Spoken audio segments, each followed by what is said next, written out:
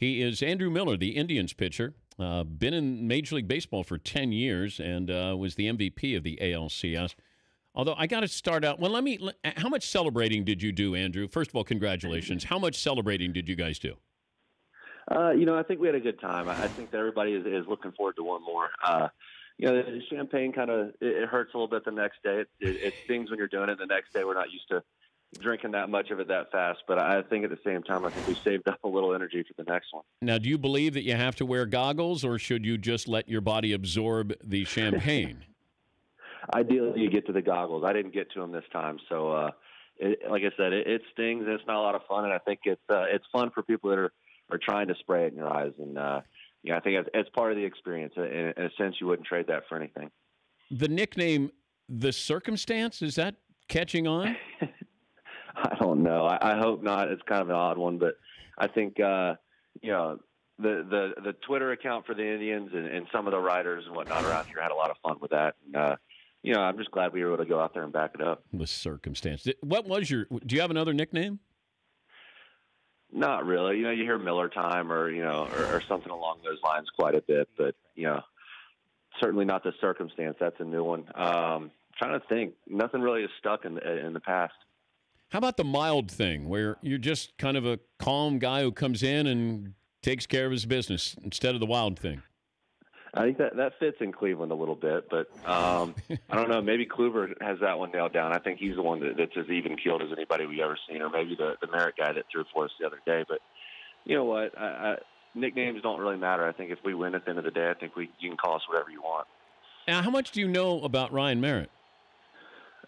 Honestly, not much. He was around basically as a September call-up, and I heard a lot of guys talk about him that have played with him in the minor leagues, and he'd been up a little bit earlier in the year before I got over here. But just what an incredible story, and for a guy like that to come out and show no fear and go out there and just execute, and with the other team talking trash in the paper and everything, it was a pretty impressive feat, and I think it was it's pretty awesome. We're going to look back on it, and Ryan Merritt's the guy that won the game and sent us to the World Series.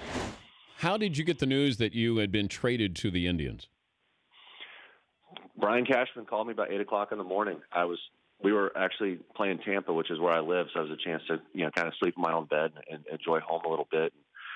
My phone was ringing, and I kind of got a little upset because it was a little bit too early. I didn't think I'd set my alarm that early, and looked at it, and the caller ID said Brian Cashman.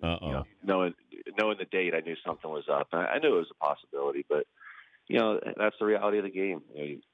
Very few guys get the luxury of a no trade clause or any sort of leverage in these situations, and I didn't have any, so that's just the way it goes. Would you have used that no trade clause?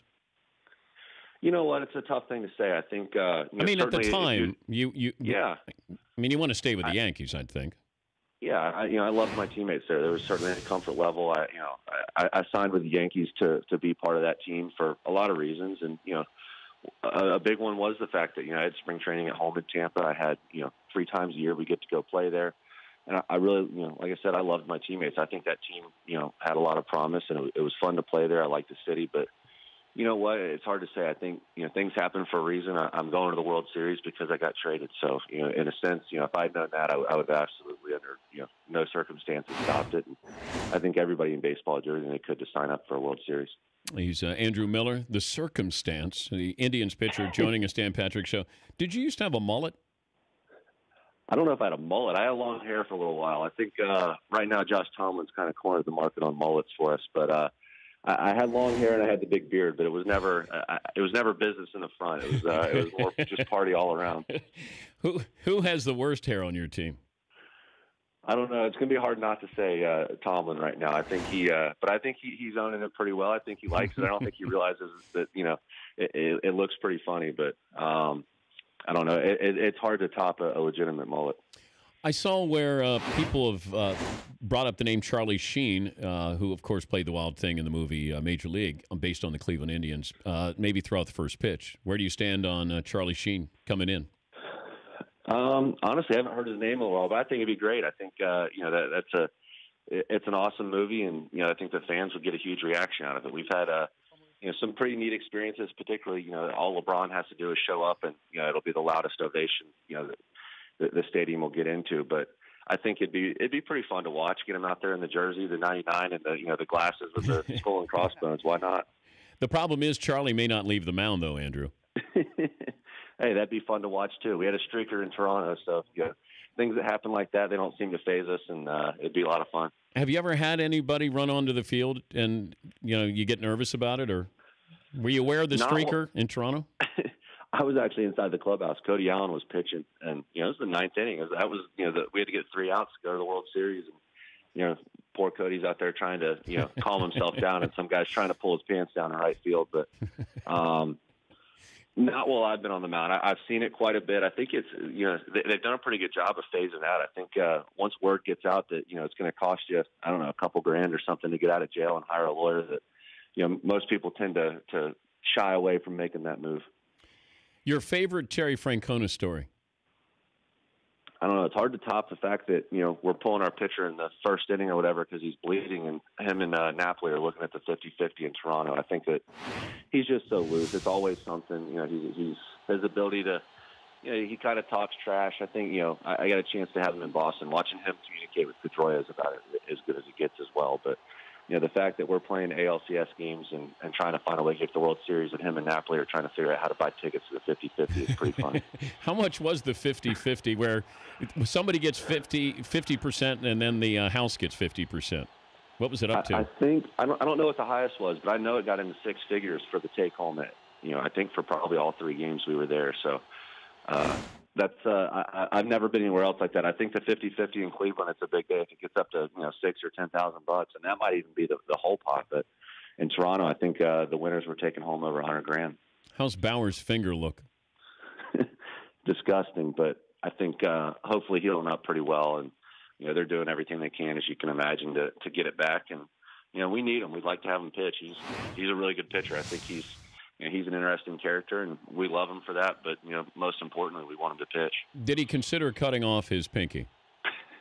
I think he legitimately considered, using some sort of a torch to kind of seal it up, and I think that it's a good thing he didn't. They say it would have made it worse, but oh my God, I don't know.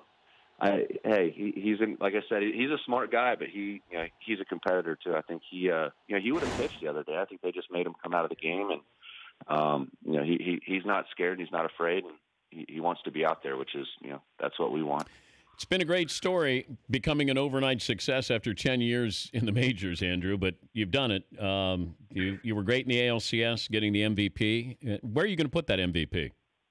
I have no idea. It's a neat trophy. I don't, at the same time, I don't deserve that. I think it's unfair to single anybody out. We've got such a great team, and some of the plays and some of the contributions we had from other guys were what got us to where we're at, and it'll be neat. I'll look back on it. It's one of those things that'll be fun to have on your mantle, but more importantly, it'd be nice to get a World Series ring.